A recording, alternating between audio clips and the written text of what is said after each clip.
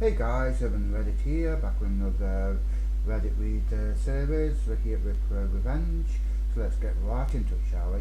This one's called My Friend's Ex-Wife Got Family Business Shut Down and Burns Their Lives to the Ground. Sorry for the somewhat misleading title. I couldn't resist. This story isn't about me, but two people I'm friends with. We'll call one Ray and one Justin. I'm posting this with Justin's permission, and you'll probably be reading the thread. Some background. Ray and Justin grew up in an extremely restrictive, insular religious community that borders on being a cult. They both read a lot from a young age, even though reading outside religious material was discouraged, so both of them grew increasingly skeptical and dissatisfied with their environment due to having this peek into the outside world. In high school, this shared mindset brought them together, and they started secretly dating. For context, dating was absolutely strictly verboten in this religious community. You went straight from single to married with zero in between. So when Justin and Ray's parents caught them dating, they forced them to get married. To be clear, it wasn't like they were having sex. They basically were driving around together and holding hands in the downtown square where all the kids hung out. Very tame, sheltered kids stuff. Ray and Justin started living together as husband and wife, but unfortunately for their families, putting those together doubled their resiliency, and together they cooked up a plan to get out. They set up a secret bank account outside the religious community influence, since their families had access to their accounts, and everyone who worked at the main bank was also in the same community and gossiped about everybody's financial transaction. They started squirreling away money in a small amount that families wouldn't question being missing from their paychecks when they were 20. They finally had enough money to start over, and they got out. They basically left the house in the dead of the night with nothing but what they could fit in their car and upgraded to live across the country. Pretty quickly after they moved, they decided to get amicably divorced. Since they never wanted to be married anyway, they still lived together for a while and basically became something between platonic roommates and each other's family. Over time, they started dating other people. Some partners were scared off by the weird relationship between them, but most got it and understood that Justin and Ray had basically bonded through mutual trauma. I have also met them during this time, and we became close friends. This whole time, both their family and other members of the community were relentlessly harassing them. People were showing up at their house at all hours, and they had no reason to believe people were trying to steal their identities over the years. So they fortunately both put a freeze on their credit, so nothing ever came of it. Then Justin had a bad accident, a really bad accident. He was on his bike and a car flew through a stop sign without slowing down and plowed right into him. He had to be rushed into the hospital and landed in the ICU. Ray was his emergency contact, and I was with her and some other friends when she got the call. I immediately drove her to the hospital with a couple of people, and she was melting down. Understandably, the hospital staff let us all in when we got there, but they let Ray in. She came out periodically to let us know what was going on. Justin wasn't unconscious, but he was totally out of it. I didn't seem to know she was there, probably from the painkillers, but she was convinced he had permanent debilitating brain damage, and basically the group of us was just soothing her and reassuring her it would be fine. A friend of ours who worked at the hospital as an MRI tech was also stopping by when she could on her breaks and calming down Ray. We have been there all night and part of the day at this point, and the medical staff has given us reason to be hopeful. But things got worse. To this day, no one knows how they found out, but 14 hours after Justin's accident, his parents, uncles and grandfather showed up. They immediately had all of us removed from the ICU, Ray included. Unfortunately, as his ex-wife, she was no longer his legal next of kin and had no rights against his blood family. At this point, she was absolutely hysterical and inconsolable. She was convinced Justine's family would hurt him. I'm ashamed to say all three of us that were there with her thought she was overreacting. We all knew Ray and Justine had left a messed up situation. But it wasn't like his own family would do anything to impede his recovery.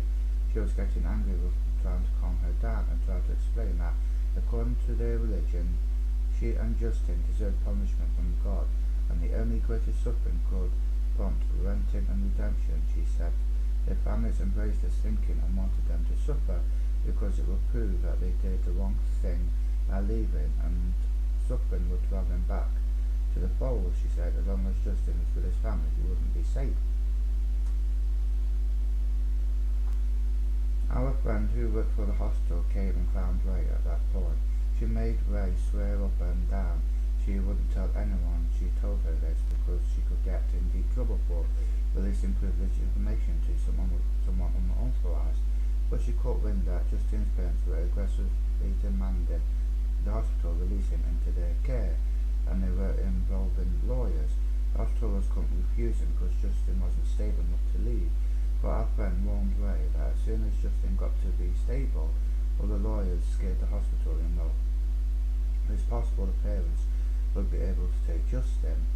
This shocked the rest of us, realising his parents were not only willing to remove Justine from the hospital that had saved his life in the condition he was in, but were actively trying to do it. Made us really get for the first time Ray was going out of her mind with fear.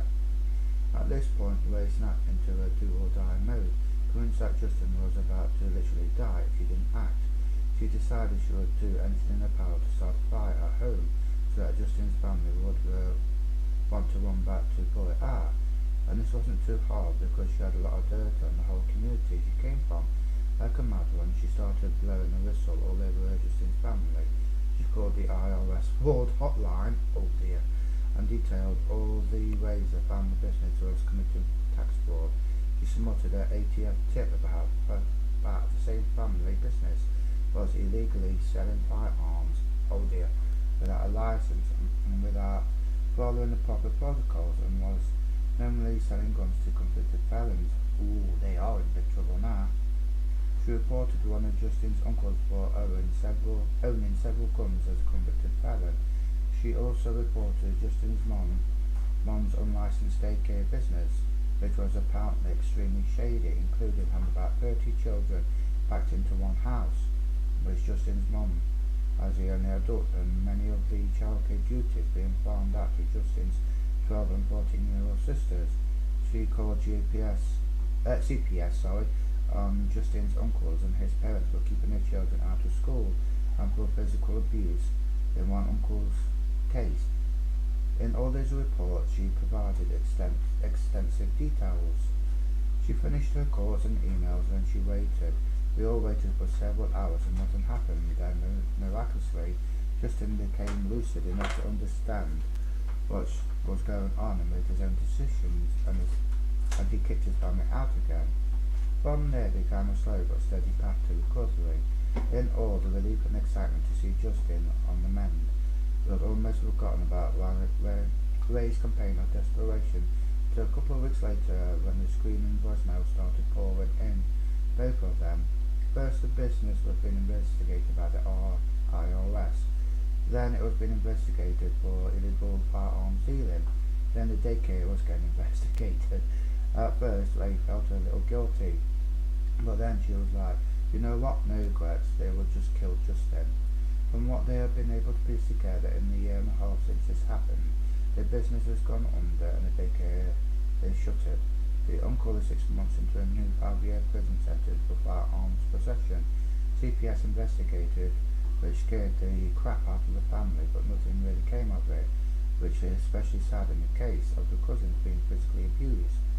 That said, the parents are now too scared to keep the kids home from school, and with the unlicensed daycare shut down, the mom's not exploiting her daughter's labour anyway, so she had no incentive to keep them home. They're just as little siblings, or at least getting an education. Justine and Ray are both happy and thriving. Justine, unfortunately, will never fully recover from the accident. He has some permanent neurological damage that resulted in tremors. but he's pumped to be alive. He can work full-time job. He can still have a pretty physical active. As far as I'm concerned, he wins. Cookie, abusive family tries to remove friends on critical medical care conditions. Reasons his ex-wife is a panic. Well, I'd say good on her. Good on her. Anyway, the next story. Pretend you like me to get taken out on expensive dates. I trick you into paying. Here's another bit of a long one, so we'll get right into it. So this one might be a bit tame for the subreddit, but hopefully you guys will get a kick out of it. I'm new to the subreddit and just Reddit in general, so I'd love to hear your feedback. And it's going to be a long one, so hold on to your butts. Yeah, I'd say as well. For context, my family is a very fortunate position financially and would describe myself as an upper middle class. This story happened a few years ago when I was at university. It was a fairly small university, so many of the students lived locally in a generally very working class area.